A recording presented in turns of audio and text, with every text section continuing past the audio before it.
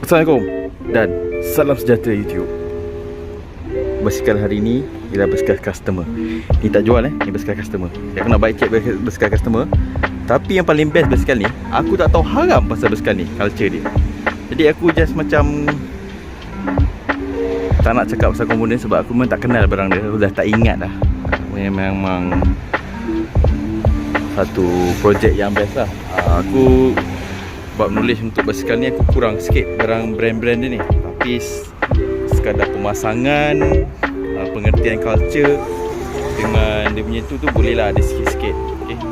Ada setengah orang aku tengok dia pasang handlebar dia suka ke belakang kan. Aku tak tahu lah sebab apa. Tapi daripada aku budak sekolah, dia memang ada angle macam itulah. Sikit je angle dia.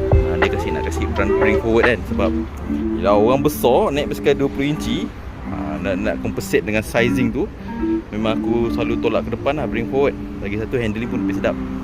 Okay. Dan aku just cerita setup apa aku buat je lah.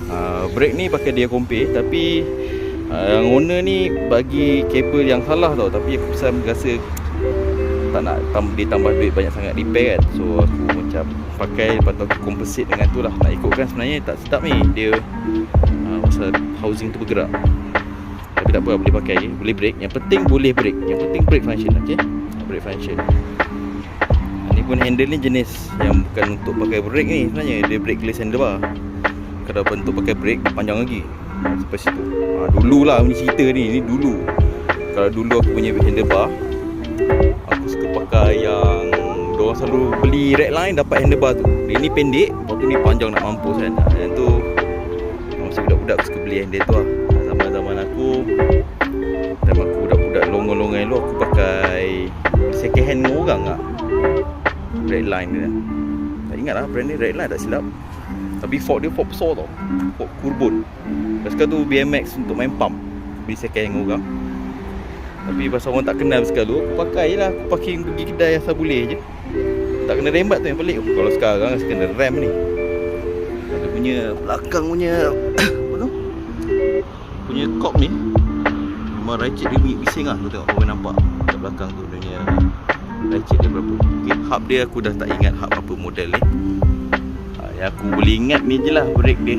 Dia compare. Lepas tu kerang dia kerang Hafi, Kohara punya chairingnya. Aku main baca ni sebab aku memang tak ingat langsung sebenarnya. Aku tak ingat harap lah, literally. Tapi kalau aku lah, bukan ni aku punya, aku beli yang fiksi punya single speed Izumi. Saja je letak. Yang tu Elina tu, ni aku tak tahulah. Ni korang-korang yang main BMX korang kenal lah barang dia. Okay, headset dia tadi aku dah betulkan. Headset dia longgar nak mampus. Ni dia pakai span ET ni. Ni boleh beli kot, entahlah. Main sebut je, aku memang tak tahu langsung sama sekali. Dia sekarang ni kena repaint rasanya. Repaint ataupun tak tahu, ada masa sikit macam bekas repaint juga. Tak apalah, sekarang lama mungkin karat kot dia dah kembang kan.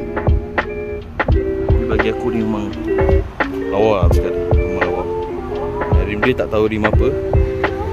Rim Taiwan lah. Rim ni baik ni. Rim baik ni ni. Dan lawya-lawya punya. Just aku nak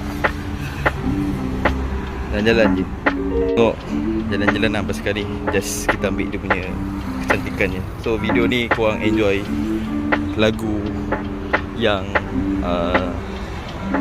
tak ada non-license ni. Tak tahu sedap ke tak. Tapi kali ni korang layan je lah lagu tu semua.